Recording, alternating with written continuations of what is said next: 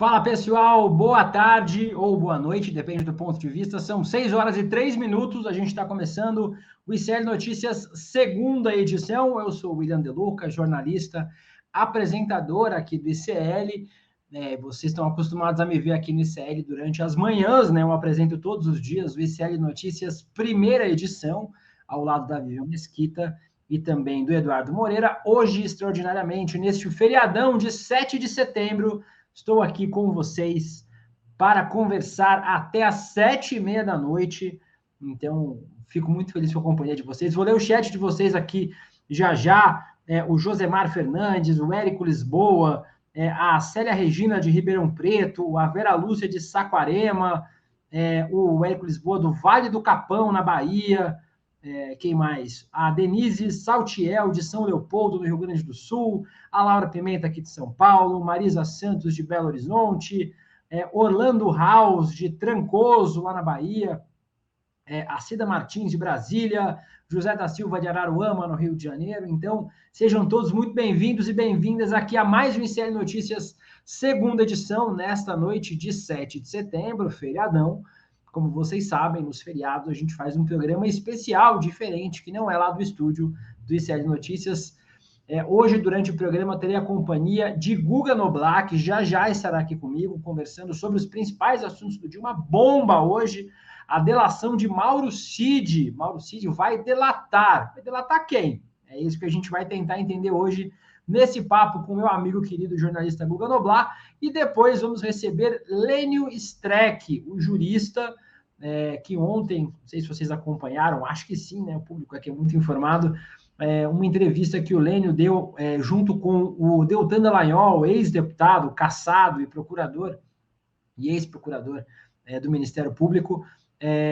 O Lênio deu uma entrevista com o Deltan Dallagnol e deu uma escovada no Deltan. O Deltan ficou perdido depois dessa participação junto com o Lênio Streck ontem na Globo News, falando sobre a decisão do STF, do juiz, do ministro do STF, de considerar inválidas, imprestáveis as provas obtidas pela Lava Jato e também considerar e, por consequência, também os acordos de leniência que foram assinados no âmbito da Operação Lava Jato. Então, vamos falar bastante sobre isso com o Lênio Streck. Hoje, aproveitando e agradecendo mais uma vez a todos e todas que estão aqui, a Ilcei Miriam, o Hernando Luiz, de Teófilo Otoni, Minas Gerais, a Helga Klug, de Bombinha, Santa Catarina, a Simone Azevedo, de Recife, Elisete Melo, de Soledade. A minha tia mora em Soledade, beijo, tia Claudete, que mora lá em Soledade, no Rio Grande do Sul também.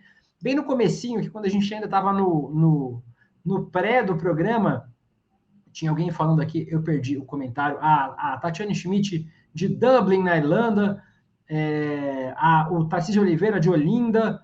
Quem mais? Tinha alguém que tinha falado aqui que era de Camboriú, Santa Catarina. Eu também cresci, morei muito tempo lá em Camboriú, Santa Catarina.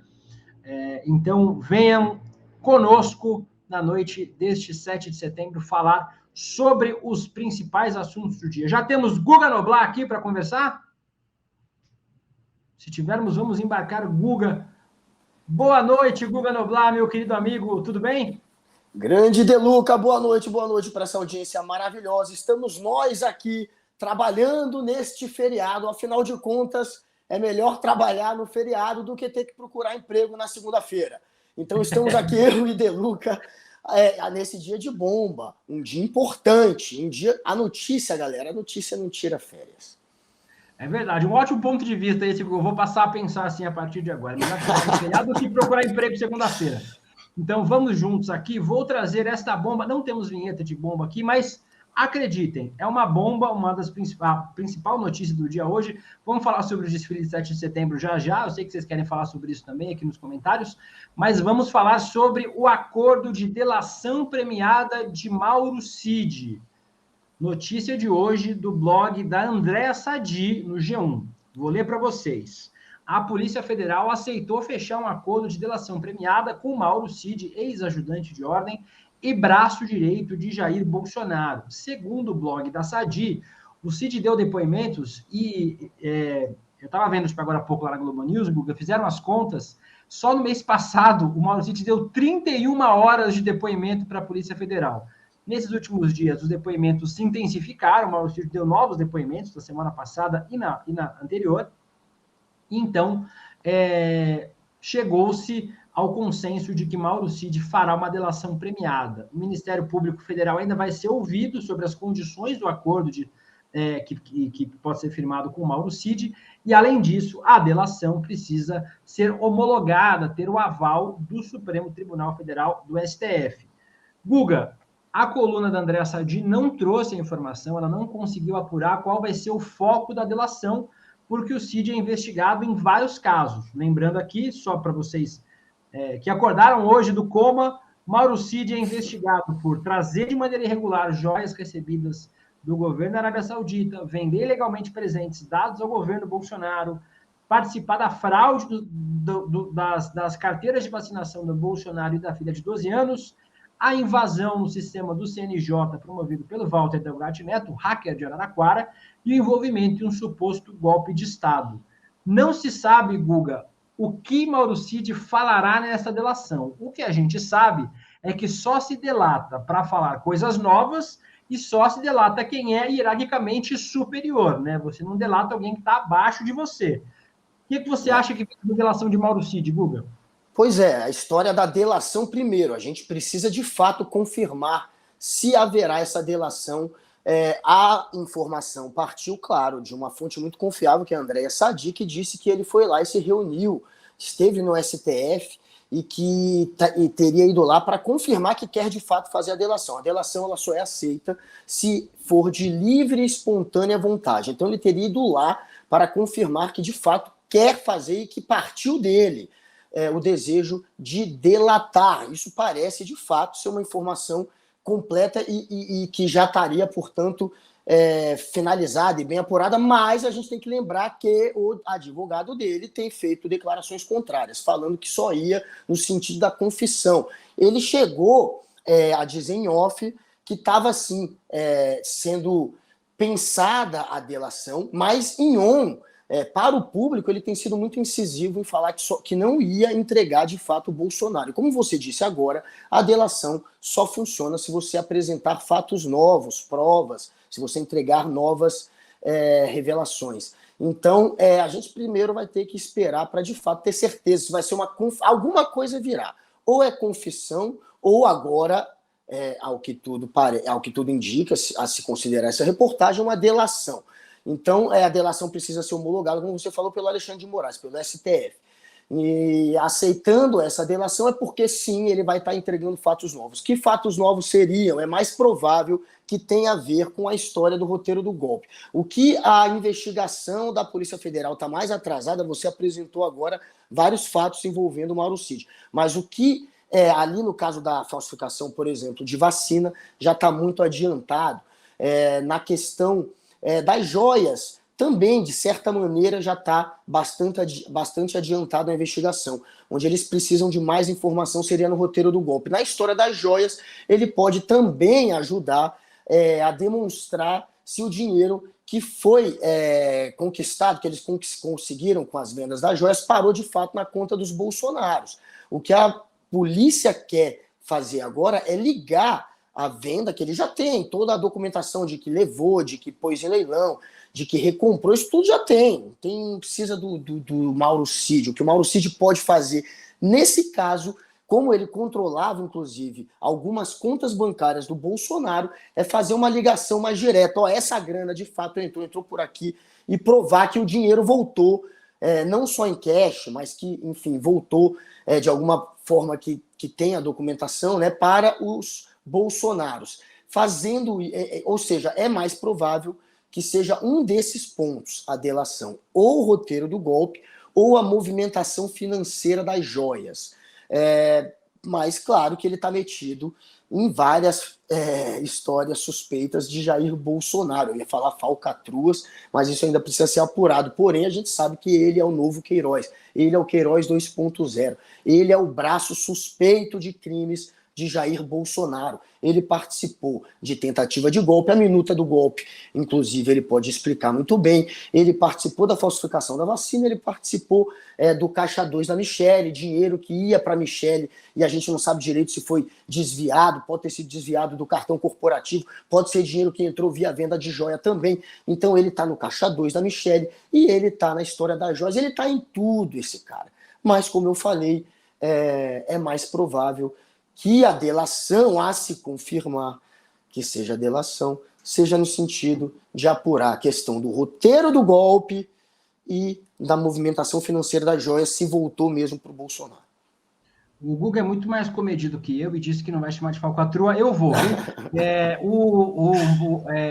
O Mauro Cid, ele está envolvido em todas as falcatruas, os crimes cometidos pelo Jair Bolsonaro nesses últimos 4 anos. O próprio Jair Bolsonaro sempre diz, e dizia quando podia, hoje não diz mais, né? Hoje não pega mais bem, mas dizia quando podia que o Mauro Cid sabia de tudo, as conversas com os presidentes exteriores. E também, eu vou trazer um outro tema agora, só para complementar o nível de intimidade do Jair Bolsonaro com o Mauro Cid. Tem uma outra matéria que foi publicada ontem pelo jornal, hoje, pelo Eduardo Gonçalves e o Dimitrios Dantas, creme de Michele, iPhone do 04 e camisa do Flamengo. Anotações do Mauro Cid detalham os serviços pessoais para o clã Bolsonaro. Vou ler um trechinho para vocês aqui, para vocês verem o grau de intimidade. Anotações feitas no bloco de notas do tenente-coronel Mauro Cid indicam que o militar não apenas prestava serviços para o presidente da República, mas também para outros integrantes da família. Arquivos armazenados na nuvem do celular militar, que aparentemente eles não sabem como apaga, viu, gente? Nuvem, lixeira de e-mail, é uma coisa que eles não conseguiram aprender, dos quais o Globo teve acesso, e incluem apontamentos feitos sobre compras de itens pessoais que seriam para a então primeira-dama Michele Bolsonaro, sobre um celular para Jair Renan Bolsonaro e referentes a uma credencial do deputado Eduardo Bolsonaro, filho do ex-presidente Jair Bolsonaro. Segundo a lei que disciplina a atividade da ajudança de ordem, não precisa nem de lei para explicar, né, gente? Mas o Globo explicou. O militar designado ao posto tem como função direta auxiliar o presidente nos assuntos de natureza pessoal, incluindo suporte aos familiares. Entre as anotações do seu celular constam, por exemplo, registros sobre tarefas a serem realizadas nas viagens a Dallas, nos Estados Unidos, onde o Cid escreveu que precisava comprar cremes de cabelo para PD, primeira-dama, e citou uma encomenda que não chegou a tempo de uma máquina anti-calvície. A sigla PD, né, ela se refere à primeira-dama Michele Bolsonaro. E vários outros itens aqui, por exemplo, a compra de uma camisa do Flamengo na China, acompanhado do registro nióbio no Japão. Parece que o Mauro Cid era isso mesmo, né? Era o xeleléu, como a gente diz na Paraíba, era o xeleléu do Bolsonaro, né? Ele fazia os servicinhos de vender de vender joia no exterior, que foi roubada do acervo presidencial, até comprar máquina anti-calvície, creme de cabelo para Michele Bolsonaro, né, Guga? Era babá, ele era uma espécie de babá. Ele era o Queiroz 2.0 e ainda tinha a função de babá dos filhos do Bolsonaro. Comprava suporte para aparelho celular para enfim, tinha um que esquecia de credencial, foi o Eduardo Bolsonaro, no caso, ele ia resolver a questão da credencial, que esqueceu de última hora. Ele era uma espécie de babá, de fato faz parte da incumbência, das funções do auxiliar direto do presidente, tratar também de temas relacionados à família dele. Aí o Gabriel Vasco aqui, Guga, ele disse que era office boy. É isso. Ou é uma babá ou um office boy. Mas esse é o lado ainda bom do Mauro Cid, o lado menos pior, talvez, o lado de babá da família, que é ainda algo que não remete à ilegalidade por hora, a não ser que a gente descubra que esses bens foram comprados com dinheiro do governo. Você comprar algo para o filho dele com dinheiro do governo, não pode. Você pode comprar, mas com o dinheiro do governo, comprar algo para o filho, aí já é irregular. Mas, por hora, isso aí não remete à ilegalidade. Esse ainda é o lado menos pior do Mauro Cid, mas mostra o quanto ele era esse faz tudo, né? Desde comprar um aparelho para calvície até recomprar as joias para obstruir a justiça e tentar negar que o Bolsonaro tinha surrupiado joias e vendido no exterior e esconder isso do público e, claro, da justiça. Então, ele é o faz-tudo. Ele é a babá, ele é o office boy, ele é o Queiroz 2.0, ele é alguém, portanto, que sabe demais. E essa notícia de confissão ou agora, mais provável, delação, já que ele teria ido ao STF, em sinal de que estaria indo ali fazer de fato a delação, assumir que quer fazer a delação, isso tudo tem um teor explosivo gigantesco. O Bolsonaro agora deve estar se tremendo. O Bolsonaro tem fama de não dormir bem, ele tem insônia, ele dorme muito mal. Com certeza, nesta madrugada, Bolsonaro não vai conseguir dormir e vai, quem sabe, passar a noite tomando leite condensado e refletindo em todas as bobagens que cometeu e que vai ter que pagar.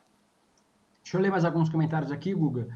O Antifacho diz que provas ele ainda possui que a PF não tenha. Delação tem que ter prova. Vamos passar pano para o Milico? Eu li esse comentário aqui do Antifacho por dois motivos. O primeiro deles é que o Valdo Cruz, o jornalista da Globo News, também tem um blog no G1, disse para a gente, disse agora há pouco lá na Globo News, que o pai do Mauro Cid, o general Mauro Lourena Cid, também negocia uma delação premiada.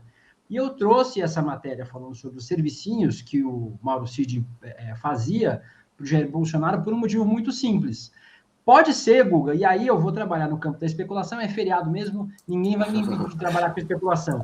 Pode ser que a gente tenha crimes que não estão sendo investigados ainda. O Mauro Cid acompanha o Bolsonaro inteiro, ele sabe tudo que o Bolsonaro fez. E ao que parece, depois que o pai do Mauro Cid, né, o general Lourena Cid, foi incluído na conversa, o Mauro Cid começou a mudar de ideia, começou a achar que não poderia mais proteger o Bolsonaro e o pai ao mesmo tempo. Então, existe uma outra possibilidade do Mauro Cid entregar outras coisas, outras provas que talvez nem estejam nos inquéritos que a gente comentou agora há pouco, né, Guga? Chegar uma história do zero nova seria interessante. É improvável. Provavelmente ele está indo já na direção do que já foi posto. Até porque se ele contar uma história nova, trouxer um crime novo, é mais um crime que ele vai ter que responder. Agora, se tem algo que está sendo apurado pela Polícia Federal, que a gente ainda não sabe, e que eles estão ali interrogando e conseguem, de fato, confirmar com ele, isso pode vir à tona. Aí seria uma história do zero, né? Uma história nova, mais um crime de Jair Bolsonaro. Mas basta ele delatar um dos 4 ou 5 crimes, se a gente for analisar, são 4 ou 5 que ele está metido, ele responde, acho que a 2 ou 3, mas se você ampliar para as suspeitas, ele pode responder até por mais. Então, se você for ver as histórias que ele está metido, já é o suficiente para colocar Jair Bolsonaro atrás das grades. Jair Bolsonaro está metido em golpe, Jair Bolsonaro está metido em roubo de joias, Jair Bolsonaro está metido em falsificação de cartão de vacina. Então soma isso tudo, vê a treta que não é. E pelo jeito, quem ganhou mesmo essa parada agora, sendo delação, foi a mulher do Mauro Cid, a Gabriela Cid, que tem feito pressão. Essa é a história, a pressão para delação. Quem tem feito, até mais do que o advogado tinha um discurso até anti-delação, e pelo jeito, se fizer delação, vai ser com o mesmo advogado. Mas, enfim, quem está vencendo a narrativa e convencendo aí o Cid a falar é a Gabriela Cid. É ela que tem dito para ele deixar de ser trouxa, já que o Bolsonaro estava deixando estourar na conta dele. O Bolsonaro já estava contando que Mauro Cid tinha procuração para se meter nas minhas contas, para fazer o que quisesse, como se fosse problema do Mauro Cid o que surgisse a partir de então. Isso incomodou o Mauro Cid. E a Gabriela Cid está nas histórias do cartão de vacina e de golpe. Ela foi flagrada conversando com a filha do Vilas Boas, aquele que foi já comandante do Exército, golpista também. E ela tem, portanto, ela teria que se explicar tanto na história do golpe, onde ela está tramando ali a convocação de gente para atrapalhar o fluxo nas estradas, caminhoneiro para atrapalhar, é uma conversa nesse sentido. Então ela tem isso, ela tem a história do cartão de vacina que ela está no meio também. E para aliviar para o lado dela também, não só para o lado do pai do Mauro Cid, o único caminho é a delação. Confessar, você diminui sua pena. Confessar, você pode entregar ao mandante e isso tem um atenuante na lei. Aí você diminui sua pena, já que você não é um mandante. Agora, delatar, você consegue uma premiação, você consegue um benefício. E ele está em busca agora do benefício para a mulher e para o pai. E, lógico, para ele também. A mulher tem feito esse discurso para ele ir para a delação, para que tenha uma pena mínima, para que cumpra em casa, se possível, a pena dele e para que, claro, libere o lado dela e do pai dele também. Deixa eu aproveitar e ler mais alguns comentários aqui. A gente vai mudar de assunto, mais tarde a gente vai voltar com o tema Mauro Cid com o Lenny Streck, tá, pessoal? Só vou aproveitar para ler alguns comentários de vocês. A Natália Oliveira diz que é office boy, na verdade, não é office boy. O Mauro Cordeiro diz, deve estar só o projeto da capa. Lá em Santa Catarina a gente fala só a capa da gaita. Deve estar só a capa da gaita. Se preocupa não, vai ter muito tempo para dormir. A Cândida Braga diz que o Mauro Cid é o Queiroz de farda. O Emerson Almeida diz que a máquina de convite devia ser para o maquiador, né? Eu já falei, inclusive, viu, gente? Esse maquiador aí devia ser investigado, viu? Viajava com a Michelle para cima e para baixo. Precisava ser investigado, o tal do Agostinho, maquiador da Michelle Bolsonaro. O Jailton Pereira diz, só falta a gente descobrir que o Cid e a Michelle se pegavam no Planalto. Não, que isso, aí já baixaria. Esse é o Série Fofoca, outro programa. O Lucas traz o ponto que eu disse, que eu comentei com o agora há pouco, se é possível que o Cid tenha delate crimes que a gente não conhece. O Lula disse que é pouco provável, mas pode acontecer. A gente torça que aconteça, né? Para que ele delate todos os crimes possíveis do Bolsonaro, para que ele seja punido. E a Lu Micelli diz aqui, delação é para cima, você delata organização criminosa e sua participação, organização, vamos ver quem é que ele vai envolver, exatamente, quem é que ele vai citar nesse processo, é o que a gente espera, Lu. E aí, a Maria do Socorro falou, 7 de setembro da revelação, vamos falar sobre ele, o 7 de setembro, obrigado pela introdução do tema aqui, Maria.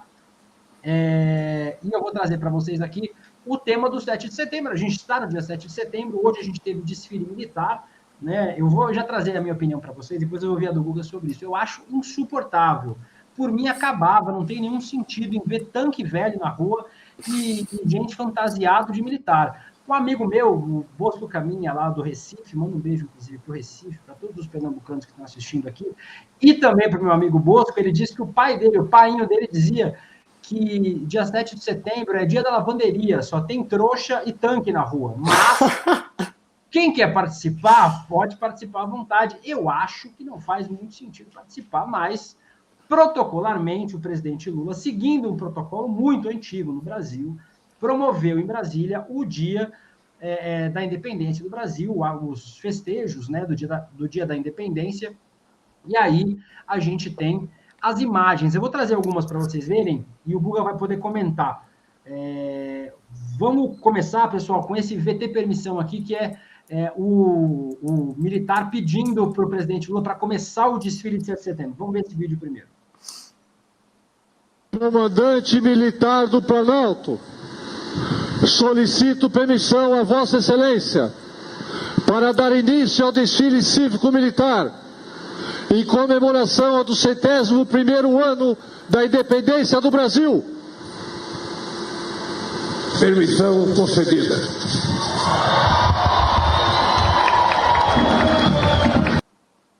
Já vou mostrar na sequência esse VT desfile aqui, que é o segundo na sequência, o presidente Lula começando o desfile também, aí eu vou deixar o Lula comentar sobre esse desfile de 7 de setembro. Vamos colocar.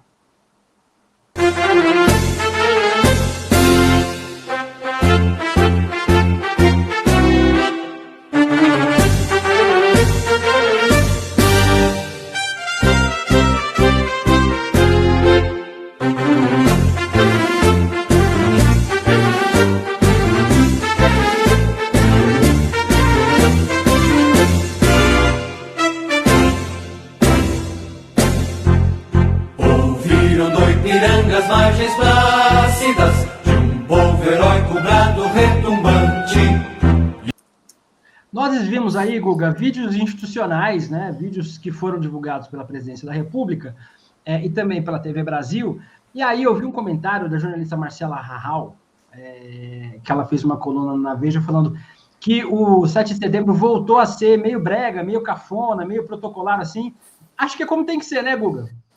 É claro, o 7 de setembro, por mais enfadonho que seja essa comemoração, ela serve politicamente para se construir pontes. É importante para o Lula manter essa festa, até para ele manter uma ponte, um momento onde ele constrói, reforça a relação que ele precisa ter com os militares. Imagina se ele tira essa festa, o chororô dos milicos, que não seria. O Lula precisa seguir uma estratégia de ter os militares ao lado dele. Por mais que a gente saiba que as Forças Armadas eles não são uma força, um poder. Eles não são um poder constituído, mas eles são importantes para a manutenção da governança e da ordem de um país. Então, não tem como a gente negar o peso que os militares têm. E é preciso manter esses militares do seu lado. Então, uma festa como o 7 de setembro é um momento político onde você estabelece esse tipo de relação e constrói essas pontes, ainda mais um governo que foi tão difamado pelos militares, que tem uma relação complicada com os militares. Então, o Lula precisa ser estratégico. Ele está sendo. Você viu que foi um momento onde os militares se colocaram abaixo da hierarquia, prestando continência para aquele que seria o comandante deles, que é o Lula. É um momento importante, é um gesto importante, que mostra que está dando certo essa estratégia, que o Lula está conseguindo construir pontes, por mais que tenha gente mais progressista que se incomode, e incomoda às vezes, você ter que ter um trato quase que servil em alguns momentos, né, tendo que negociar às vezes com os militares e não colocá-los no lugar dele, mas a realidade é essa, você tem que ser pragmático. O Lula está construindo pontes, essa festa serve para isso e serve também como uma agenda positiva do governo. É um momento onde o governo tem o palanque, tem a tribuna, tem a mídia dando publicidade para aquilo que ele fala naquele dia. Ontem o Lula usou o 6 de setembro já para fazer um discurso de união e de promoção do governo dele, mostrando as melhorias que estão acontecendo. Hoje ele fez a mesma coisa. Então, serve para construir pontes políticas e também com os militares, e serve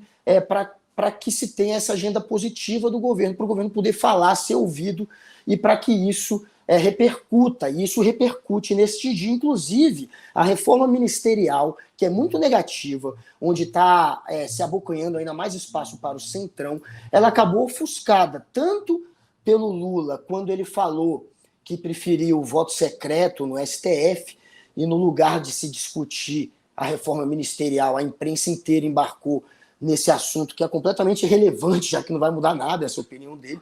E agora também ele consegue, com o dia de hoje, ofuscar a reforma ministerial, que foi negativa do ponto de vista político, já que ele, do ponto de vista político e ideológico, não do ponto de vista político institucional, porque dentro do Congresso foi muito bom o que ele fez, ele conseguiu ganhar muito mais peso e força para aprovar os projetos dele num país que tem mais de 25 partidos e que você precisa ter também os contrários junto contigo se você quiser governar. Então, politicamente dentro do Congresso foi positivo, mas a imagem política e ideológica do governo foi ruim. Está abrindo espaço para o fisiologismo, para o Centrão, e esse assunto acabou ofuscado, tanto pelo voto secreto quanto hoje pelo 7 de setembro. Então é bom, é uma data boa para se promover, e o Lula se promoveu bem.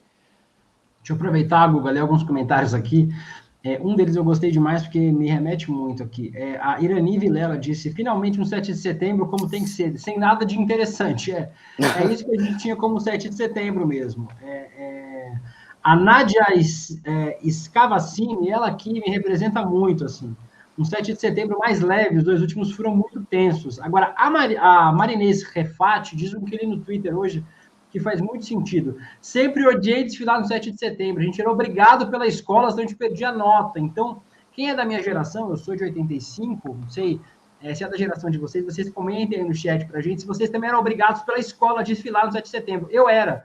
quando eu era mais novo, nos desfiles lá em Balneário Camboriú, quando eu fiz o meu ensino fundamental, meu ensino médio, a gente tinha que desfilar na Avenida Brasil, lá em Balneário Camboriú, marchando no dia de 7 de setembro, no desfile militar. A gente perdia metade do nosso feriado fazendo desfile, então por isso que a gente odiava. Então fica aqui, Marinês me representou demais. Mas eu quero ler um comentário aqui do Marcelo Sampa, que provavelmente não é um apoiador do presidente Lula, que diz o seguinte: estão apelando depois do fracasso de Lula no desfile de 7 de setembro.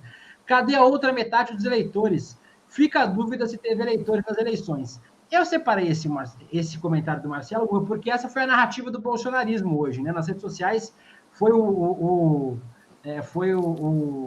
tema que o bolsonarismo trouxe para o debate.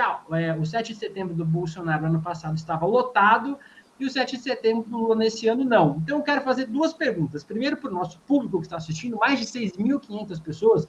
Então agradecer a todos vocês que já estão aqui, estão chegando.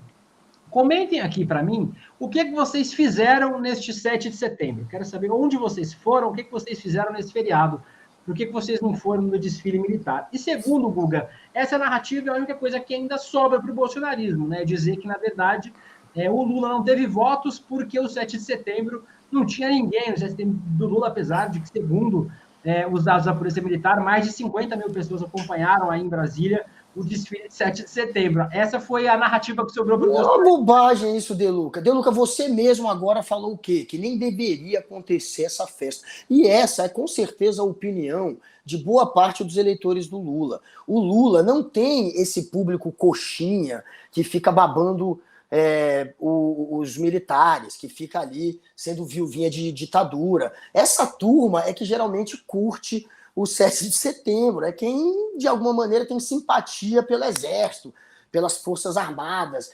Paquita de pintor de meio-fio, Guga. Essa é uma festa que, por mais que seja uma festa nacional, a gente sabe que o público acaba sendo um público mais conservador, patriota. É o patriota. O patriota, a gente sabe que não é o eleitor do Lula. Não lotou o 7 de setembro. O 7 de setembro não é uma festa que tem apelo com os eleitores do Lula. E o Lula também não se esforçou para lotar o 7 de setembro, como o Bolsonaro se esforçou para fazer do 7 de setembro dele um dia de golpe. O 7 de setembro de 2021, de Jair Bolsonaro, era o dia do verdadeiro golpe. A partir daquele dia que não teve o golpe, que o Ibanez, que é o governador de Brasília, deixou entrar, tinha dito que não ia deixar, mas deixou entrar caminhão, carro, tudo lotou ali em frente ao Congresso Nacional, tudo cheio, a esplanada tomada. Ficou um clima grande de golpe aqui, que foi abortado pelo Luiz Fux, que era o presidente do STF, que fez pressão tanto na Marinha quanto na Aeronáutica e no Exército, porque a alta patente naquela época das Forças Armadas estava em conluio com o golpe, e quem abortou ali foi o STF. Quem salvou o Brasil do golpe foi o STF, e depois, de fato, o Bolsonaro foi perdendo força no Exército, nas Forças Armadas, depois do 7 de setembro de 2021. Mas o 7 de setembro para essa turma era isso, era o dia do golpe, era o dia da revolução. Então é claro que eles tomaram as ruas. E eles não tomaram no sentido de querer comemorar a independência do Brasil. Muitos deles, a grande maioria, foi com esse espírito de ódio, de revanche, de fascismo, de querer atacar o sistema. É por isso que ele lotou. É uma festa de coxinha e ele ainda fez esse discursinho de golpe e acabou inflamando a turba dele e eles compareceram. Só que ele, apesar de se vender como imbrochável, a gente sabe que ele é um amarelão. Então, não funcionou o 2021, ele chegou perto e depois ele perdeu força e mesmo assim ele ficou nos bastidores, por trás dos panos, incentivando a claque. Eles incentivou esse golpe do dia 8 de janeiro, que foi foi aquele pessoal que estava frustrado porque não tinha tido golpe no dia certo e falou vamos de qualquer jeito, também foi incentivado até o último momento, por trás dos panos, pelo Bolsonaro. Ele em qualquer momento poderia ter acabado com aquilo e não acabou. E depois que estourou a bomba, que eles foram presos, deixou no colo da turba, deixou no colo dos militantes. Então, hoje, se Bolsonaro, como quisesse convocar os militantes para a rua, e uma parte dos militantes tentaram fazer essa convocação, não vai ninguém, como não foi ninguém. Bolsonaro perdeu a credibilidade até com os golpistas que acabaram presos e abandonados por ele. Tem várias pessoas aqui, Guga, reclamando. Eu amo, assim, gente, eu estou nas redes sociais para reclamar, viu? Se eu tivesse para agradecer, eu estava em Aparecida do Norte. Aqui eu estou para reclamar mesmo, junto com vocês. A Carmen Lins falou que foi no Grito dos Excluídos, e é verdade, mais de 1.000 cidades no Brasil tiveram atividades do Grito dos Excluídos. É um evento que acontece também todo dia 7 de setembro, desde 1994, onde a gente traz as pautas dos movimentos sociais, as pautas contra contra os abusos do capital, do neoliberalismo, das opressões. Então, também fica o registro do Grito dos Excluídos. A Sandra Nunes disse que maratonou a série do Netflix. Quem gosta de milico e miliciano é o gado. O Maurício falou, aqui em Brasília, o desfile nunca foi coisa de multidão. A maioria vê a Esquadrilha da Fumaça, que, diga de passagem, vou trazer aqui, só para a gente fechar esse tema, um videozinho da Esquadrilha da Fumaça já já. A Rosa Braga, finalmente um 7 de setembro sem passar vergonha internacional. O Guga citou, vocês lembram que foi no 7 de setembro, a multidão gritando imbrochável, imbrochável, imbrochável. No final das contas, broxou, perdeu a eleição e está correndo o risco de ser preso ainda. Dierone Souza falou que passou em casa fazendo trabalho da faculdade. O Marcos Vinícius passou fazendo faxina em casa. A Irani Vilela falando sempre foi esvaziado na cidade dela, era dia à praia. Hoje ela trabalhou o dia inteiro, não conseguiu ir na praia. Ana Carolina falou que fez churrasco. O Matheus falando que estava trabalhando hoje para folgar amanhã. Então, o pessoal não foi no 7 de setembro. A Cláudia falou que foi também no Grito dos Excluídos. Então, só registrando aqui, o pessoal não foi, o pessoal estava vivendo, estava na praia, fazendo churrasco, conversando, em família, descansando, que é o que a gente costuma fazer nos feriados. A gente não sai.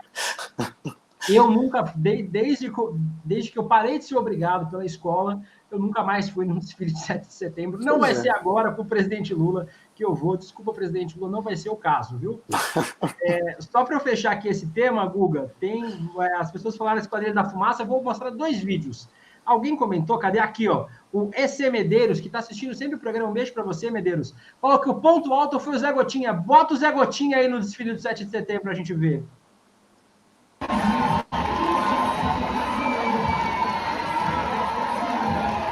O vice-presidente Lula, cadê o Zé Gotinha? O nosso amigo Zé Gotinha, tá aí, ó. O presidente Lula e o público dando tchauzinho pro Zé Gotinha. O ponto alto do desfile do 7 de setembro. Foi o Zé Gotinha.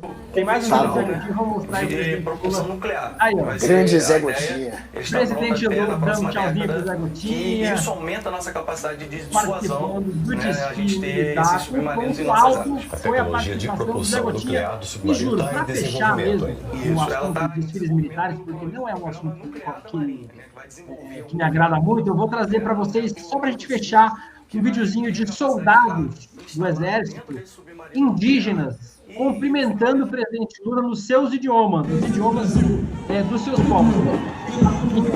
E aí a gente trabalha com o próximo tema, só que é um vídeo que eu acho que foi realmente muito importante.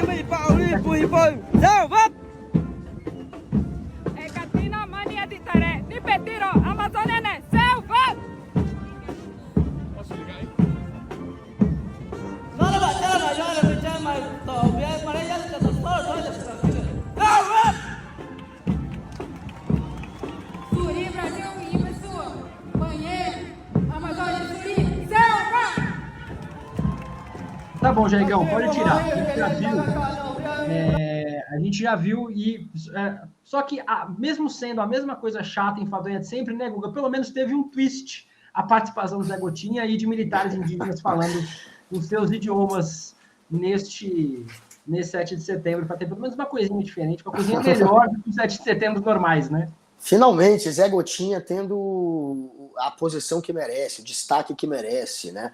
Ele que foi tão difamado e atacado nos últimos 4 anos, exatamente porque representa a ciência, a vacina, o progresso. E a gente sabe que o Bolsonaro é um cara praticamente medieval, até antivacina esse cara é. E o bolsonarismo, o gado, esse bando de zumbi, que ainda existem, hein? Eles estão em extinção, cada vez menores, cada vez com menos força, mas ainda existem. Esse gado zumbi golpista, anti-vacina, anti-Zé Gotinha, que inclusive tentou hoje fazer algum tipo de barulho, né? Silas Malafaia, que faz parte aí desses zumbis ainda, que ainda resistem, bolsonaristas, ele tentou convocar a turba com um discurso anti-STF, anti-sistema, um discurso golpista. Ele tentou fazer esse papelão, usaram o vídeo do Silas Malafaia, a extrema-direita usou, isso rodou entre grupos da extrema-direita, eles tentaram convocar a turba deles para fazer pelo menos um barulhinho hoje,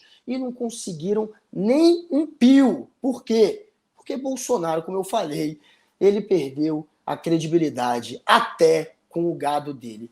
Eles perceberam que foram bucha de canhão e que foram abandonados quando foram presos no dia 8 de janeiro. E é claro que tem que ser muito estúpido para repetir esse mesmo erro. Então não deu certo, mas Silas Malafaia bem que tentou.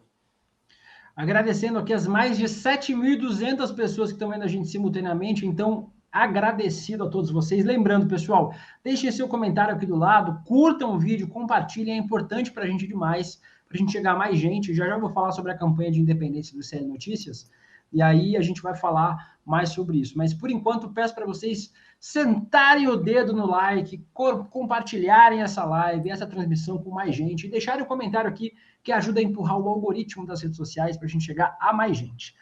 Guga, são 6 horas e 44 minutos, já a gente vai ter o Lênio Streck com a gente aqui, viu?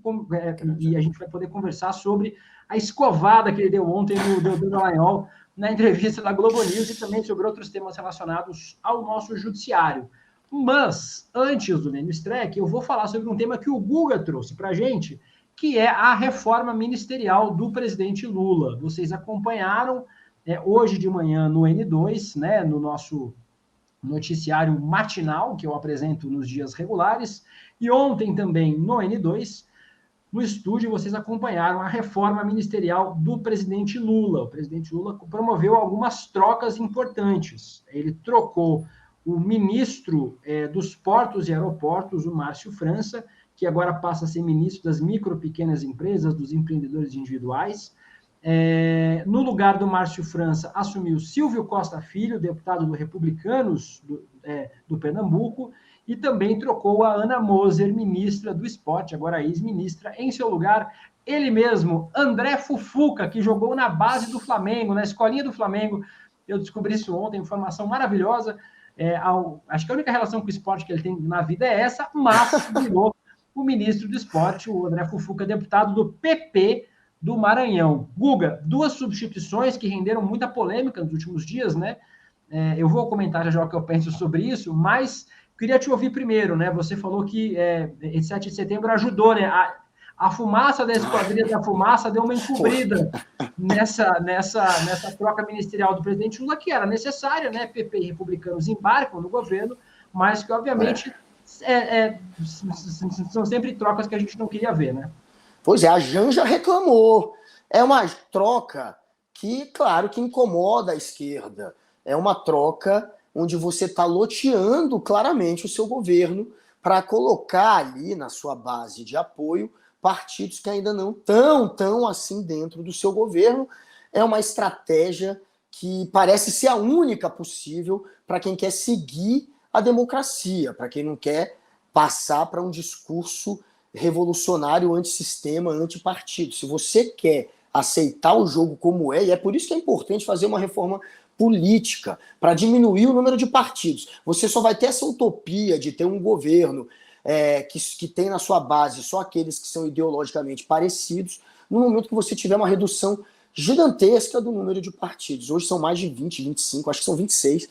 E tem, sim, projetos de reforma política que tentam levar isso para até 10 partidos, ou até menos, que é o ideal. Aí sim, você vai ter uma condição de força, onde você vai poder ter uma base de apoio de partidos menor do que hoje. Hoje você precisa de uma penca de partido para ter a maioria da Câmara e do Senado. E você só tem essa penca de partido se você loteia o seu governo. É o pragmatismo político, é a realpolitik. É assim que é o jogo. Você só ganha com o voto dos outros também. E o voto dos outros, nesse caso, vem de republicanos, que tem 41 deputados, vem do PP, que tem 49 deputados. Então, são partidos que ajudam a governar, mas é claro que é muito triste você ver uma pessoa do gabarito da Ana Moser ser trocada por um André Fufuca, pelo amor de Deus. Eu nem sabia que ele tinha sido jogador de futebol de base de time, porque não é o que me parece. Você olha para o Fufuca, você não imagina que ele já possa ter sido um atleta. Fufuca, ele tem mais o perfil de um coronelzinho daquele da velha política, metido já em história suspeita, aquele que anda também com políticos metidos em histórias suspeitas, fazendo aquele grupelho da velha política, né? Aquele grupelho mais fisiológico de todos. Ele é a cara e o corpo e a alma do Centrão. E a gente vê a Ana Moser dar lugar para alguém como esse sujeito, é claro que é muito triste. E só para terminar, tem uma história do Fufuca, que um jornalista amigo relatou, até no Twitter dele, que quando ele foi entrevistar o Fufuca, há muitos anos, Fufuquinha ainda, ele ainda é novo, mas ele era mais novo ainda. Um pequeno Fufuca, Um pequeno Fufuca, ele entrou lá na sala do partido e ele viu que todo mundo reverenciava o Fufuca. Fufuca um moleque ainda, 20 anos, sei lá. E todo mundo tratando o Fufuca como um rei. Até o momento que o Fufuca... Olha o relato que o cara faz. O Fufuca estica a mão para um dos auxiliares beijar a mão dele. Quando o cara entrou na sala, ele pegou a mão do Fufuca e beijou. O jornalista não confirma se a boca encostou na mão, mas todo o gesto de se abaixar para beijar a mão do Fufuca, ele confirma. Provavelmente encostou o lábio na mão também. Mas daí você vê a imagem e o perfil de um sujeito como o Fufuca. Mais um coronelzinho da velha política. Infelizmente, ganhando espaço no governo do presidente Lula. Para o Lula, tem esse lado de que agora, de fato, vai facilitar a negociação com esses partidos na hora de aprovar o que ele precisa, e ele cedeu bem menos, isso a gente tem que registrar, do que o Centrão queria. O Centrão queria ministérios mais poupudos, que pudessem ser usados basicamente para que eles pudessem distribuir dinheiro de emenda parlamentar. Eles não conseguiram, o alvo principal era o Ministério do Desenvolvimento Social. Eles não conseguiram. Então, também quiseram, até sonharam com o Ministério da Saúde, a educação tentaram falar, que seria uma patetice, né, entregar para essa gente. Mas não conseguiram o que queriam, ficaram com bem menos, e agora, teoricamente, o Lula vai ter uma governabilidade um pouco mais tranquila. Não é só isso, né, Guga? O que a gente sabe é que, além desses ministérios, e lembrando, o Ministério do Esporte vai ser turbinado agora com 4 novas secretarias e também vai receber os recursos das apostas esportivas que vão ser regulamentadas nos próximos meses. Então, é um governo que vai ter mais orçamento para tocar. A outra pasta, a de portos e aeroportos, também é uma pasta que tem uma quantidade razoável de recursos, que faz novos aeroportos, novos portos, reformas e mexe muito em algumas regiões do Brasil, mas não deve parar por aí, né? A informação que a gente tem é que essa reforma provavelmente ainda vai incluir a Funasa, que foi recriada a pedido do Centrão, e também a Caixa Econômica fechada com a Margarete Coelho, advogada de Arthur Lira, e mais 12 vice-presidências. 12, eles querem pegar tudo, todas as diretorias, são 12. O PT quer ficar com 2. Mas o que está convencendo o Centrão, como eu falei, não conseguiu os ministérios que desejava, apesar de estar pegando, claro, todo ministério. Você tem como, enfim, tem o interesse, tem dinheiro, tem cofre, enfim, vale a pena estar em qualquer ministério, digamos assim, mas é óbvio que eles tinham os prioritários que eles não conseguiram. E o que fez fechar a conta, o que fez com que o Centrão se convencesse a bater o martelo é esse ponto que você está falando agora, Deluca. Principalmente a Caixa fechada, como você falou, dando todas as diretorias para a turma do Arthur Lira. O PT quer pelo menos permanecer com 2. Essa é a negociação do momento. Gente, é só para lembrar aqui vocês, eu estou lendo os comentários de vocês e é verdade, a gente entende. O próprio Guga falou para a gente agora um termo que a gente usa, que não tem muita tradução, que é a tal da realpolitik. A gente sabe, o jogo é esse. Eu sempre falo no programa, vocês acompanham o programa todos os dias, o N1 de manhã, vocês sabem que eu digo isso. Não existe gente boa no Centrão, essas pessoas estão envolvidas ou com problemas de corrupção, ou com denúncias de todo tipo de denúncia possível, ou não tem capacitação para ocupar um cargo de ministro. Então, se você for achar um ministro bom no Centrão, você não vai encontrar. Essas pessoas não estão no Centrão, elas estão nos partidos progressistas. Mas como o Congresso é composto majoritariamente por deputados do Centrão, da direita, da extrema-direita, lembrando que o Fufuca fez campanha e votou no Jair Bolsonaro, essas pessoas estão nesses partidos e esses partidos precisam ser contemplados nas reformas. Apesar de que o presidente do PP e o presidente dos republicanos disseram que isso não significou um embarque no governo. Os partidos, segundo ele, os dois presidentes, né, do republicanos e do PP, continuam independentes. Ou seja, o que a gente deve ver nos próximos períodos é votações mais folgadas para o governo Lula, mais tranquilas, em especial em pautas econômicas, que é onde pode haver um alinhamento, mas nas pautas sociais, nas pautas de direitos humanos, de minorias, essas votações devem continuar muito difíceis, se impossíveis para o governo, né, Guga? Pois é, e como você falou, na questão de comportamento, esse tipo de pauta, ele vai ter que negociar ainda ali no tete-a-tete com o Centrão. Quando for pauta econômica é mais fácil de convergir, é isso que tem acontecido, mas o governo pouco apresentará de pautas que possam levá-los à derrota. O governo não quer perder, então o governo, eu acho que não vai entrar muito em bola dividida. E trazer, como você falou, eles estão dizendo, né, de certa maneira, que ainda são independentes. É claro que estando no governo não tem como você ser independente, mas eles precisam manter esse discurso para manter alguma coesão dentro do partido deles, porque parte dos parlamentares, tanto do PP quanto dos republicanos, não querem se unir ao Lula. Então eles precisam fingir que não estão no governo, sendo que estão entrando agora no governo. Eles são parte da base do governo, eles têm ministério neste governo, então eles são do governo. E é engraçado isso, porque o Tarcísio, né, ficou fazendo um joguinho de cena. O governador de São Paulo, Tarcísio de Freitas, um mês atrás, disse que se os republicanos se unisse ao governo Lula, ele poderia até deixar o partido.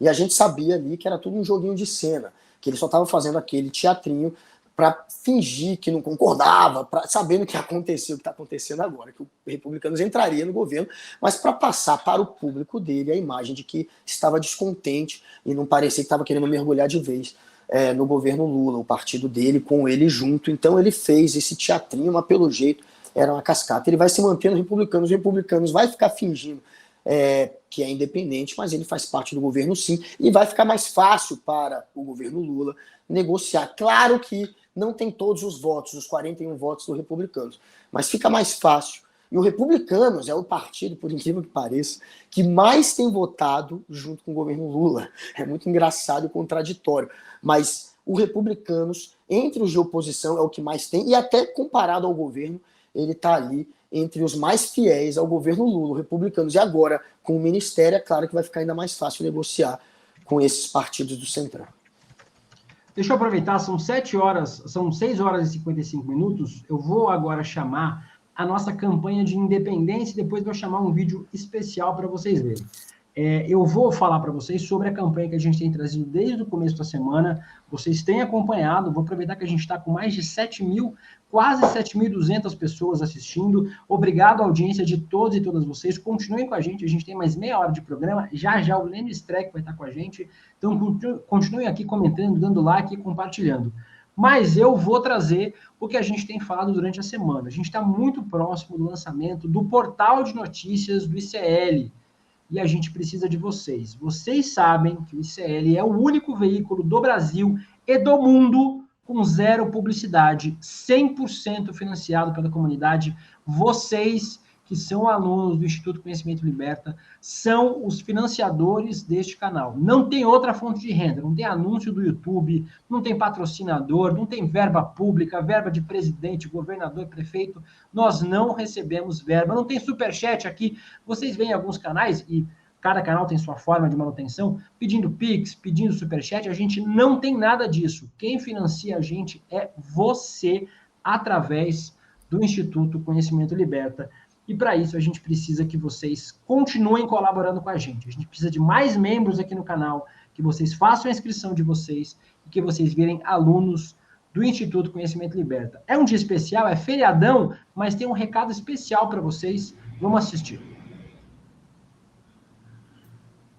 Super agressivos, ferozes, de pessoas muito poderosas. Estamos falando de políticos, empresários, muita gente conhecida do grande público. O motivo as denúncias que o ICL tem trazido. E você sabe por que eles tremem? Porque o ICL não tem patrocínio, o ICL não tem propaganda, o ICL não tem ajuda de nenhum instituto ligado a essas corporações. E isso faz com que aqui no ICL a gente possa falar o que tem que ser dito, sempre com responsabilidade, sempre com fontes para as informações que são passadas, mas nunca com medo. Juntos, todos que fazem parte dessa comunidade estão fazendo um dos enfrentamentos mais corajosos já feitos no mundo inteiro contra as estruturas de poder. Isso só é possível com independência. O ICL vai seguir firme na guerra pela verdadeira independência jornalística, fazendo jornalismo de verdade. Essa guerra não é fácil, mas com seu apoio resistiremos. Para ajudar, é só você se tornar membro ou membra dessa comunidade. Porque aí, além de estar contribuindo para o nosso jornalismo seguir totalmente independente, você vai ter acesso a mais de 200 cursos com os melhores professores e professoras do Brasil e do mundo. Durante a Semana da Independência, ao se tornar membro, você vai ganhar presentes incríveis do ICL. Aproveite e acesse agora o site para ver esses presentes e conhecer também todos esses cursos que são oferecidos. Vem com a gente mudar o Brasil. Fortaleça o jornalismo verdadeiramente independente, fazendo parte do ICL.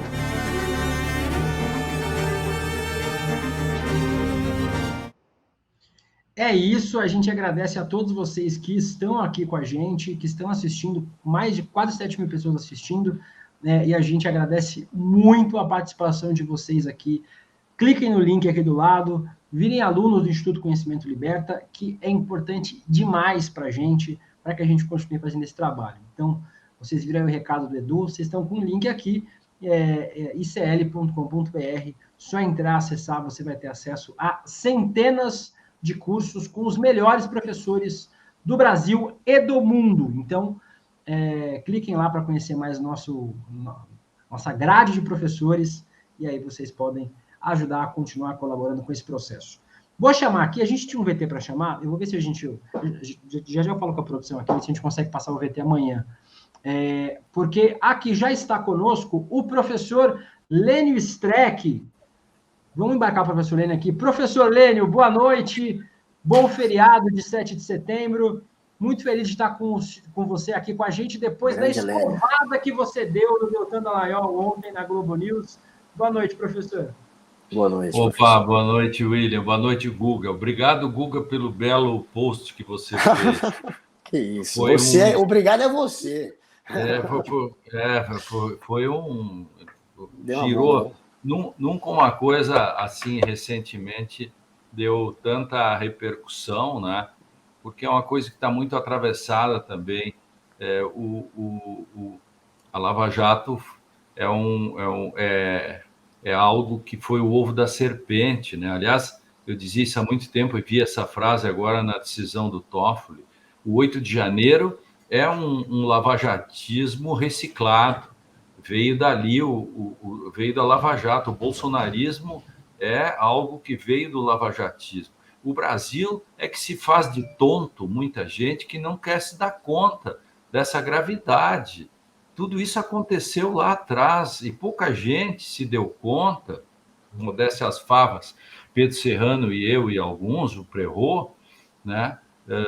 E antes mesmo do Prerrot, alguns diziam que aí tinha um problema, inclusive nessa questão das provas aí que está na decisão do Toffoli, essas coisas que entravam aqui, o sujeito ia para a Suíça e de lá trazia um pendrive para usar aqui. Não é assim que se faz. E outra coisa que as pessoas não se deram conta, William, que é a soberania nacional. Isto aqui não é um quintal, já foi, mas agora não é mais. Isso aqui não é um quintal de brincadeira que o país fica refém de 8, 10 pessoas. Quantas pessoas estavam na Lava Jato? Quantos procuradores e juízes? E o país ficou refém?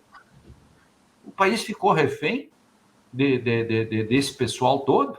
Essa é a questão que nós temos que ver na coluna de débitos históricos. Deixa eu aproveitar só, Guga, só para trazer um pouco de contexto para quem está assistindo a gente, depois eu vou deixar o Guga perguntar. A gente está falando, obviamente, dessa entrevista que o professor Lênio deu ontem à Globo News, ao lado do Deltan Dallagnol, ex-procurador da Lava Jato, e que também agora é ex-deputado federal, depois que perdeu o seu mandato.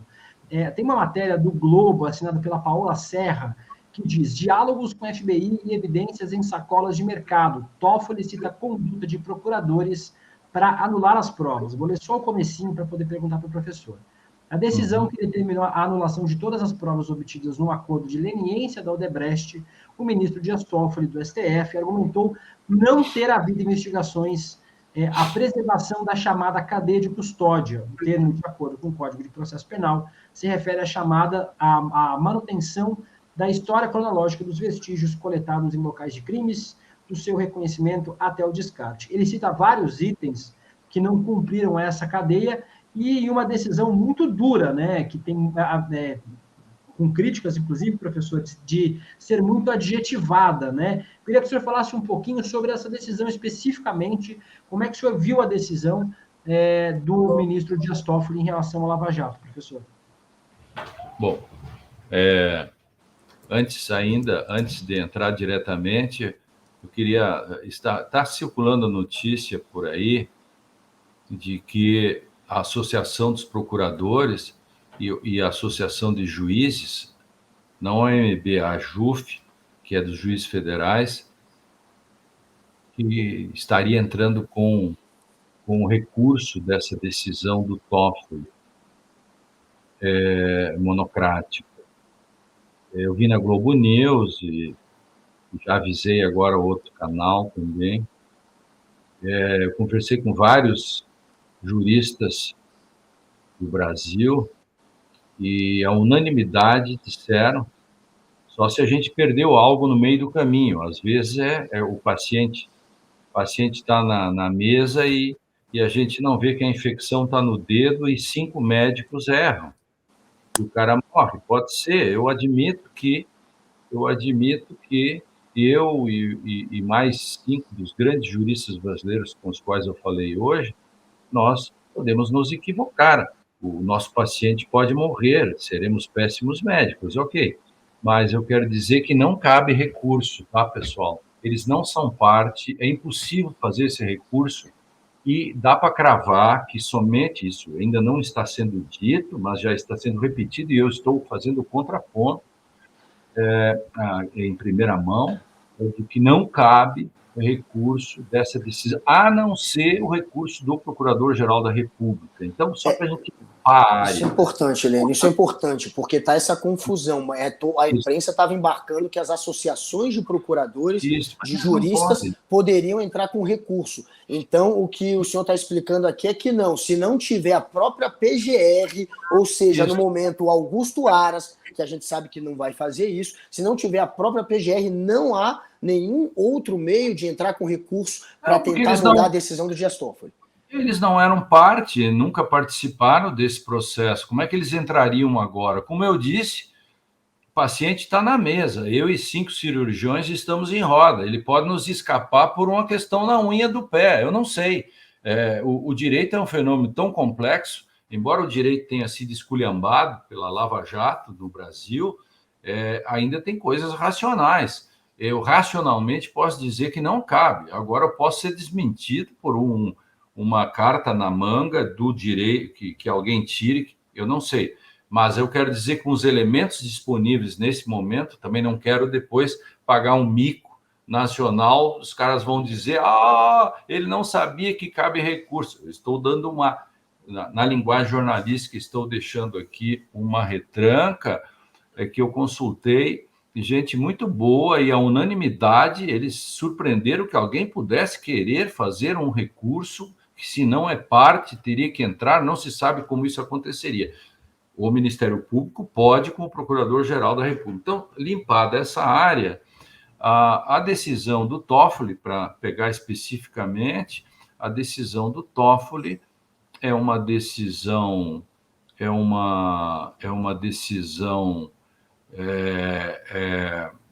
monocrática, né? Monocrática, uma decisão corajosa, uma decisão que tem termos fortes, mas que, se você colocá-la no contexto, por exemplo, das decisões do Gilmar Mendes na Lava Jato, na questão da anulação, e o modo como o que o Gilmar disse é muito mais forte, né, do que o Toffoli disse agora, né? A questão de que há uma tortura, etc., etc., é uma questão simbólica que muita gente já disse, que você não pode forçar as pessoas a fazer delação, você não pode forçar as pessoas a fazer os acordos de leniência, que os acordos de leniência são a parte da empresa e os outros são entre particulares. E aí tem uma questão fundamental que fica muito clara na decisão, que é uma coisa que nós deixamos de lado, que é a discussão da soberania, né? A soberania nacional, a soberania econômica. O Brasil foi praticamente... olha o prejuízo que deu a Lava Jato, né? Se nós pegarmos em números, eu vou ficar com um número intermediário. O Diese fala em 600 e tal bilhões, o Aras fala em 400 bilhões, mais ou menos, chefe do Ministério Público, né? Que não acredito que vá recorrer, inclusive, dessa decisão, portanto, essa é a minha opinião, pelas críticas que ele já fez à Lava Jato e tudo, eu fico com uns 500 bilhões, mais ou menos, de prejuízo. Ora, se nós contarmos o sofrimento, as prisões, tudo que foi feito, nós, de fato, temos a Lava Jato como um case de insucesso, um case que acabou agora com um combo de nulidades. Sabe, quando a gente fala em combo, eu acho que a decisão do Toffoli pega um combo de nulidades, porque pega os principais, esses acordos da maior empresa de então, que tinha 550 diretorias, e que acabou fazendo aquele acordo, e esse acordo, como se sabe aí, ele não cumpriu as finalidades, não cumpriu as formalidades. O direito tem coisas, por exemplo, o presidente Lula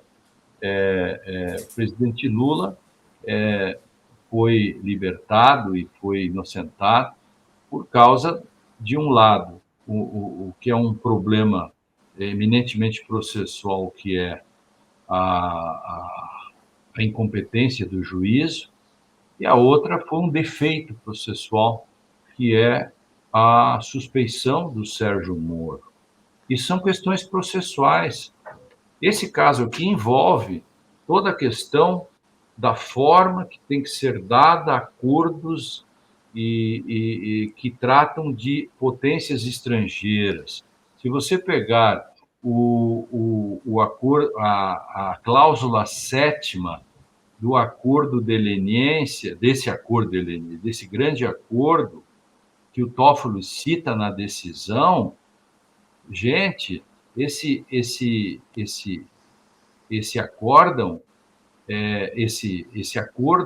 fala em bilhões e bota Suíça, Estados Unidos, etc., no contexto dessas assinaturas. Aí tem uma coisa, só para fechar isso.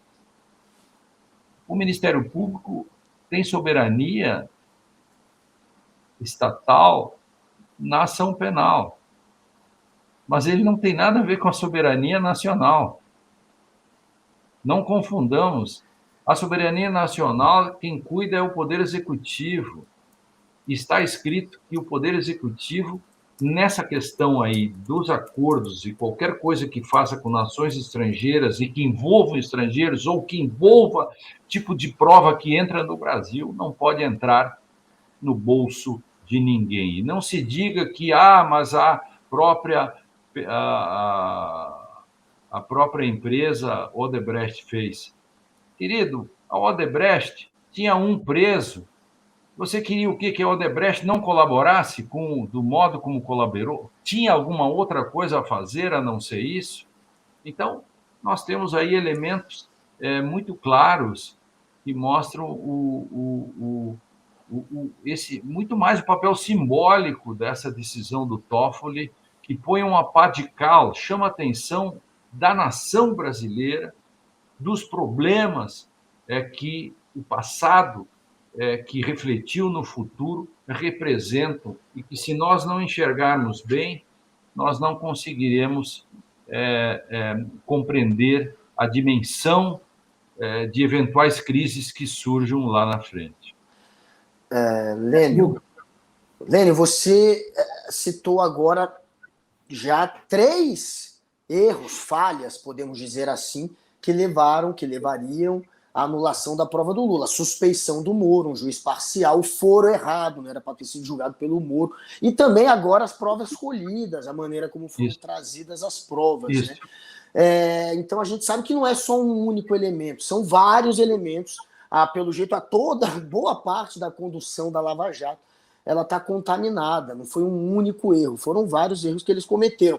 O Dallagnol, ontem, nesta entrevista contigo, ele disse que essa decisão do Dias Toffoli ela pode levar à anulação da condenação ou da investigação que tem como foco 400 pessoas, ele citou esse número, né? 400 investigados que agora podem se aproveitar dessa decisão para se livrar da justiça. Eu conversei hoje com o Cacai, o criminalista, o advogado, e ele disse que não, que 99% dos casos não seriam afetados por uma única mudança, que foi essa na questão da leniência da Odebrecht, que essas provas seriam anuladas, mas que isso não levaria ao fim do processo ou não deixaria, não descondenaria essas pessoas todas. Qual que é a sua avaliação?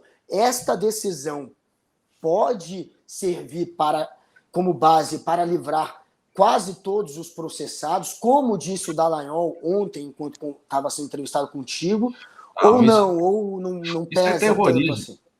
Tanto assim? Isso é terrorismo do Dallagnol, assim como no tempo da presunção da inocência, o Merval Pereira, por exemplo, dizia que se nós ganhássemos a ação, acho que vocês lembram disso, 170 mil presos seriam libertados. Vocês lembram disso?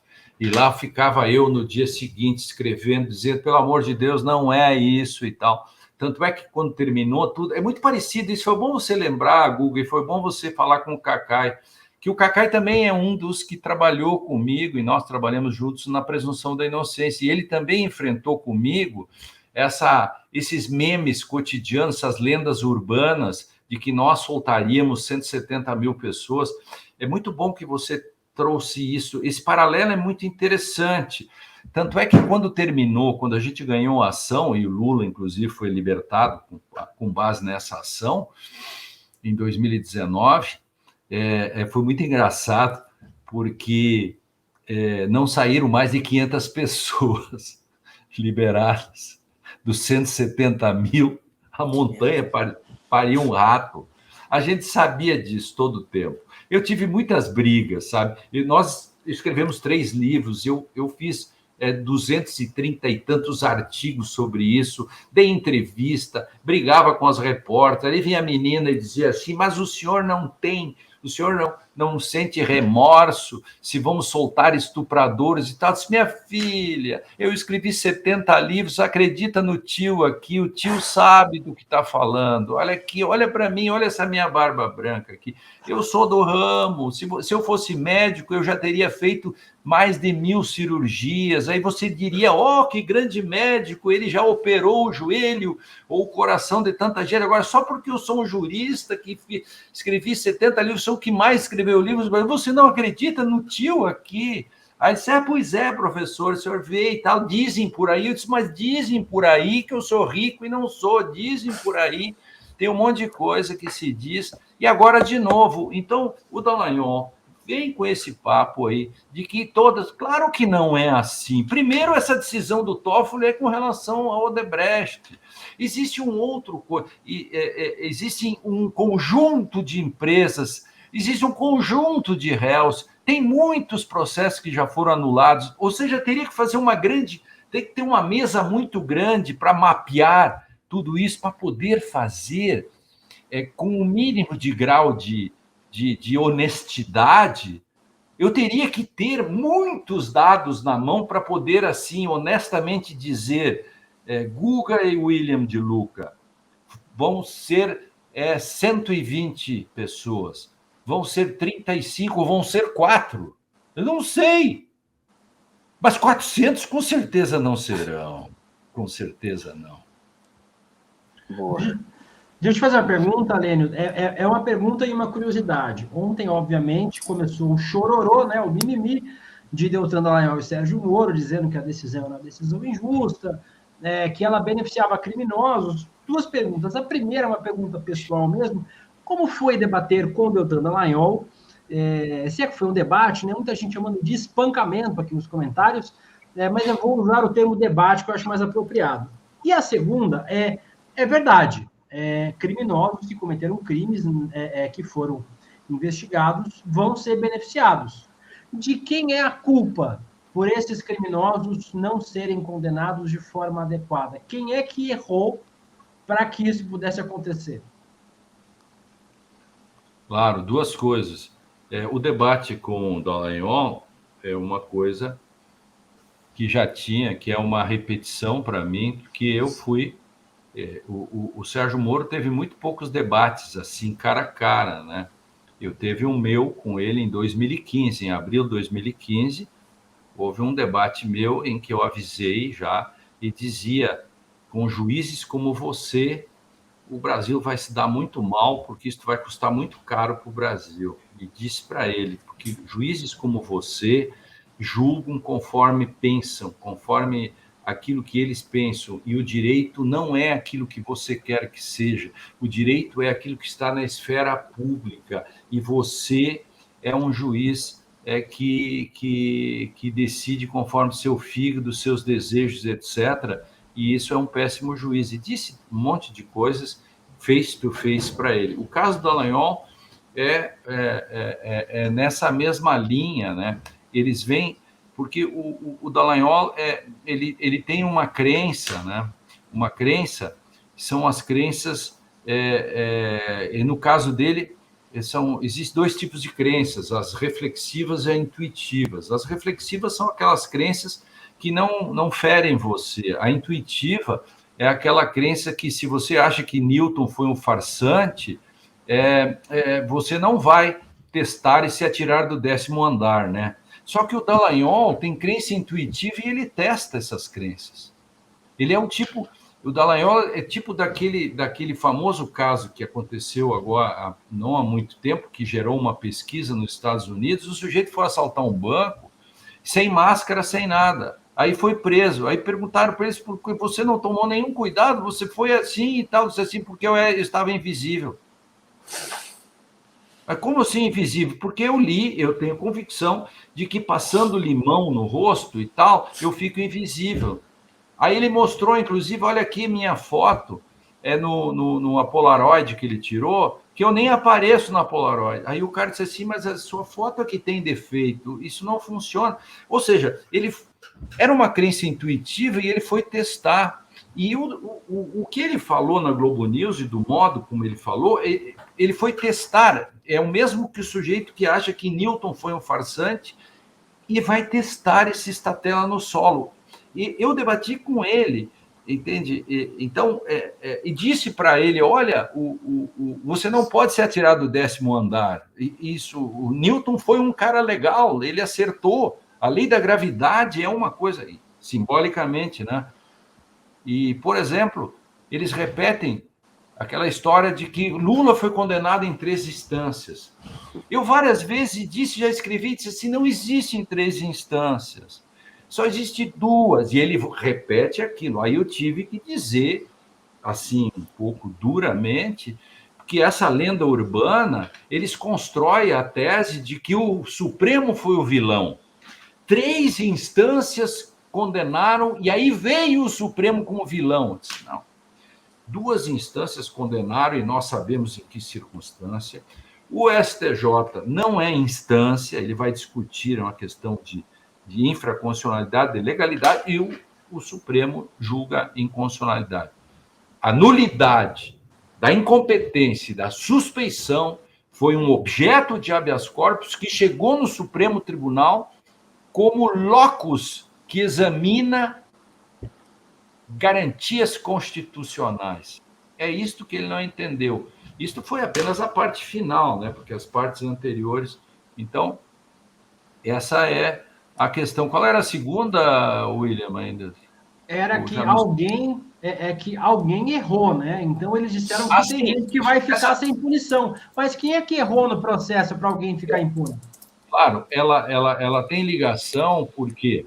Porque, veja só, vamos fazer uma analogia, eu acho muito importante sua pergunta, vamos fazer uma analogia com a medicina. Nos Estados Unidos, por exemplo, eu não sei como funciona aqui, nos Estados Unidos, o médico que não obedece o protocolo, o seguro não paga quando dá um erro médico. Tá? Por que o protocolo? O protocolo é a condição, aquela chatice quando você vai num ambulatório ou no hospital, você tira aquela coisa toda que demora, isso é o protocolo. Por quê? Porque eles precisam saber a sua pressão, porque senão um médico que erra isso, ele vai pagar caro por isso. Agora, se ele cumpre o protocolo, ele fica isento de um eventual erro que aconteça. A gente chama no direito assim, no direito tem o juiz solipsista. O que é o solipsista?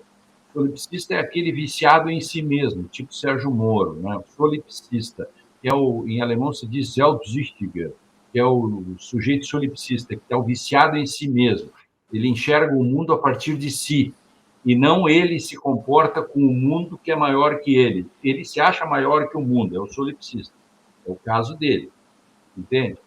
Se o médico for um solipsista, ele é perigoso, porque você chega o Google, lá com um probleminha, com um problema, e o médico olha um furúnculo, acha que é um furúnculo, abre e gangrena a perna do Guga. Por quê? Porque ele não fez os testes de sangue, diabetes, etc, etc, etc. Mas como ele achou que sabia mais do que o protocolo, ele vai lá. Ele vai ser punido por erro. Estou trazendo essa analogia, e te agradeço a pergunta, para mostrar que quem não segue o protocolo tem que pagar por isso. Não a pessoa, por exemplo, a pessoa que é mal condenada ou se anula-se o processo, a culpa não é dessa pessoa e nem do advogado. A culpa é de quem não seguiu o protocolo. Né? Por que nos aeroportos você tem que passar pelo protocolo? Todo mundo sabe que o Guga ou o De Luca, dois bonitões, bem arrumadinhos e tal, passam... nenhum dos dois é terrorista, ladrão, qualquer coisa assim. Mas por que tem que passar pelo raio-x? Porque é o protocolo, porque a segurança do voo, porque a família do De Luca pode ser refém de alguém e faz com que o De Luca seja ameaçado e leva a alguma coisa. Por isso que existe o protocolo. E se acontecer alguma coisa e o protocolo não for cumprido, o funcionário será punido. E mais, mesmo que não aconteça nada e se encontrar alguma coisa, o funcionário será punido porque ele não seguiu o protocolo. Processo é protocolo. Seguiu o processo, tudo direitinho, o resultado é um resultado aceitável. Não seguiu o protocolo, esse é um resultado de cara não aceitável. Nulo. Foi o caso esculpido em Carrara, ou cuspido e escarrado, como queiram, foi o caso do presidente Lula. Eu sou insuspeito porque participei de tudo isso, sei de tudo, examinei tudo, olhei, enfim, a gente sabe do tudo que aconteceu. Não seguiram o protocolo. E estou sendo bem generoso, né, dizendo que juízes que praticam nulidades não seguem o protocolo. Estou sendo generoso na minha análise. Guga, eu vou te deixar perguntar, só quero aproveitar para agradecer a excelente audiência que a gente está nesse finalzinho do programa, quase 8.600 pessoas vendo simultaneamente, gente perguntando se é o Ian Neves, o entrevistado já do nosso Sinapse com a Robertinha Garcia e com o César Caledion. A resposta é sim, é o Ian Neves, já, e que eu vou colocar na minha bio do Twitter, chamado de bonitão por Lênin Streck, porque acho que é uma deferência que preciso levar para a minha vida, junto com o Ian Noblar. Guga, pode perguntar. essa questão do protocolo, para mim, se não segue o protocolo, eu não tenho a certeza, eu posso estar enganado, mas para mim eu não tenho mais a certeza se a prova não foi contaminada no meio do processo. Se o cara Mas tá é indo lá, isso, desculpe, essa é a questão, Guga, por isso, no fundo, a decisão do Toffoli, quando a gente chama cadeia de custódia, significa o ápice do protocolo. Só para... É isso, né? Porque, para mim, pô, não seguiu o rito constitucional, o cara pegou um pendrive, levou para cá e trouxe do jeito que quis, eu não sei se não foi contaminado. Uma sacola do supermercado, eu não sei se adulteraram alguma coisa. Inclusive, tem um papo de que tem documento que aprenderam na Suíça contra o Lula, que depois foram ver a data do documento, a data é posterior à apreensão. Qual que é a lógica disso? Então, vai que contaminaram as provas durante esse processo. É por isso que tem que seguir o protocolo, para ter certeza que não foi corrompido. Querido, todo o processo. deixa eu só dar um detalhe para você. Eu sei que está no fim o programa, a gente pode falar na outra hora mais, mas eu dei o caso Odebrecht, eu dei um parecer como advogado e teve até problemas na tradução da decisão de lá, porque duas palavras que foram traduzidas aqui de uma forma errada, que mudava o contexto. Eu usei, inclusive, isso. Claro que na época não adiantou nada, porque ninguém estava dando bola, porque o império era do Sérgio Moro e companhia. A narrativa era dele, mas olha isso, a própria tradução já pode levar a uma interpretação que não é o fato. Então é claro que você tem que seguir o rito e o protocolo, senão a gente não tem mais a certeza de se não foi corrompido.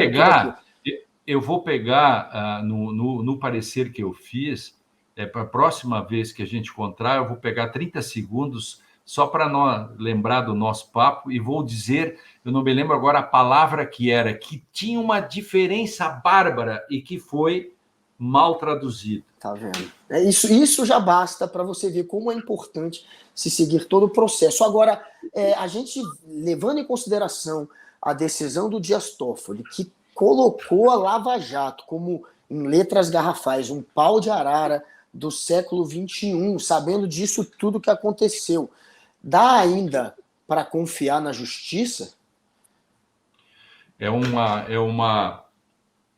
Ao mesmo tempo, ela é simbólica, porque ela está dando um recado e da necessidade que nós precisamos reformas. Veja só, Guga, nós precisamos reformas estruturais. Não adianta nós mexermos apenas nos comportamentos dos agentes que participam disso. Precisa mexer na estrutura. Qual é o paciente zero de uma... quando tem uma pandemia, você busca uma epidemia, o paciente zero, para saber de onde surgiu. No Brasil, o paciente zero no direito está no ensino jurídico, que você precisa modificar urgente, você precisa modificar os concursos públicos, nós precisamos fazer reformas nas instituições, exatamente para que possamos responder a essa tua pergunta de forma afirmativa. Sim, nós temos que poder confiar no sistema de justiça. De Luca, tá sem áudio. Agora tá. É mais fácil no estúdio. No estúdio quem controla é a nossa equipe maravilhosa que está aqui. Inclusive, mandar um beijo para todos eles que acompanharam a gente durante esse programa todo. A Viviane Veras, o Emerson Nunes, o Igor, o Igão, a Bianca, toda a nossa equipe. E se eu esqueci alguém, vocês me lembrem aqui. Mas agradecer a toda a nossa equipe incrível do ICL Notícias, a Márcia Cunha, a nossa Marcinha, o Henrique, que acompanhou aqui todo o nosso ICL Notícias, segunda edição de hoje. Lembrando que daqui a pouquinho, na sequência, não precisa nem sair do link, viu, gente? Vai ser no mesmo link, vocês vão assistir ao Sinapse, com a nossa Roberta Garcia e o César Calejon entrevistando o nosso camarada Ian Neves. Já. Guga, boa noite, obrigado por me acompanhar aqui nesse feriadão de 7 de setembro. Tamo junto, De Luca, tamo junto, meu querido Lênio. Boa noite para essa audiência maravilhosa. E só pedindo para vocês não esquecerem que eu tô no Prêmio Best, só tem 5 jornalistas agora, eu tô entre os 5 finais aí. Votem lá em mim no Prêmio Best, jornalista, e votem no ICL, que tá na categoria de mídia de opinião, e no Eduardo Moreira, o Edu, na categoria economista. Tamo junto, galera. Valeu, até amanhã. Professor Lênio, obrigado, boa noite. Espero que nós nos vejamos em breve agora nessa semana que vem. Semana que vem, um abraço, valeu, tchau, tchau. Obrigado, professor. Obrigado, gente. Mais de 8.500 pessoas vendo ao mesmo tempo. Não se esqueçam, clique no sininho para receber as notificações, deem like, acompanhem a gente aqui no ICL e virem alunos do Instituto Conhecimento Liberta. O link está aqui do lado, já vai aparecer para vocês, icl.com.br. Fiquem agora com o Sinapse. A gente se vê amanhã. De manhã tem ICL primeira edição com Chico Sá e à noite estarei aqui de novo com vocês a partir das 6 horas da tarde. Boa noite, beijo, tchau. Estamos em guerra pela independência. Eles atacam, tentam nos intimidar, usam as estruturas de poder para distorcer a realidade. Mas não vão nos calar. A gente não se curva, a gente vai à luta. Em um sistema viciado em meias-verdades, nós somos a resistência, nós queremos a verdade. Por isso, levantamos a bandeira da independência. Independência para fazer um jornalismo corajoso, para colocar o dedo na ferida, para denunciar os abusos e as injustiças. Somos independentes dos donos do capital, dos poderosos e das grandes corporações. Aqui é publicidade zero. Só assim honraremos o nosso compromisso com a denúncia. Com a liberdade total de opinião.